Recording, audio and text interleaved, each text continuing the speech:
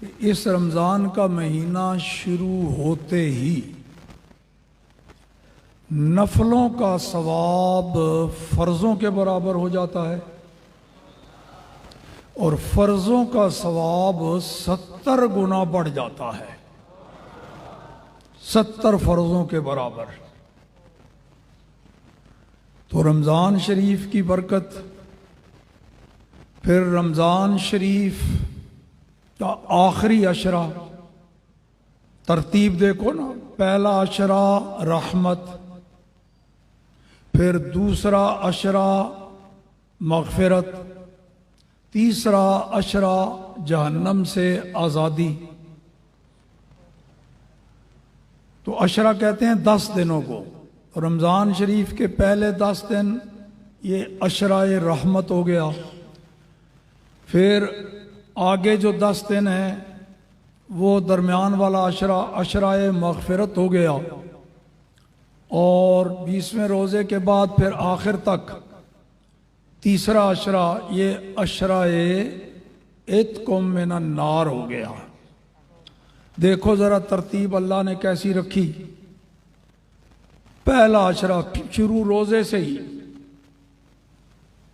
जब शाबान की आखिरी दिन हो, सूरज गुरूब हो, जिस शाम को रमज़ान का चांद हुआ, सूरज गुरूब होते ही अल्लाह पाक की रहमत अपने बंदों के करीब हो जाती है। वो जो है ना कि अल्लाह पाक पहले आसमान पे जलवागर हो जाता है, तो अल्लाह ताला तो ऊपर नीचे जाने से पाक, मुराद ये है कि उसकी रहमत आसमान अव्वल पर जलवागर हो जाती है।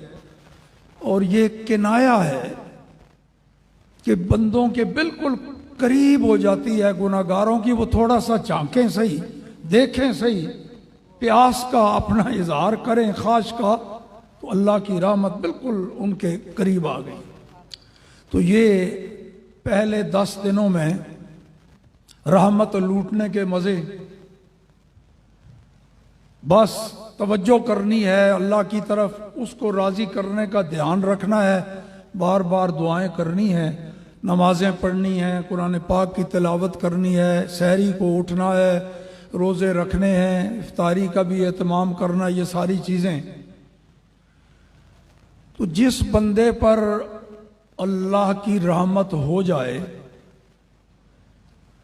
वो फिर भी मुजरिम और गुनाहगार रहता है या उसके गुनाह बख्शे जाते हैं?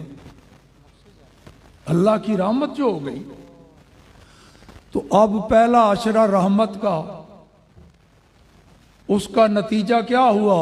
जब वो 10 दिन अल्लाह की रहमत में गुजारे, रहमत का लुत्फ उठाया, अल्लाह की रहमतें लूटी, तो उसका नतीजा ये हुआ कि अल्लाह ने गुनाह बख्श दिए।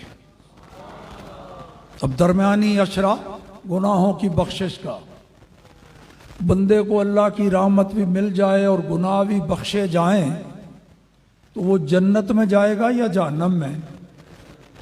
इसका मतलब है दरमियाना अशरा गुनाहों की बख्शिश। तो उसका नतीजा क्या हुआ? वो तीसरे अशरे में इत्कुम मिनन नार, रहमत भी लूट ली, गुनाह भी बख्शवा दिए, तो अब जहन्नम में ये बंदा नहीं जाएगा, अल्लाह ने इसको जहन्नम से नजात अता फरमा।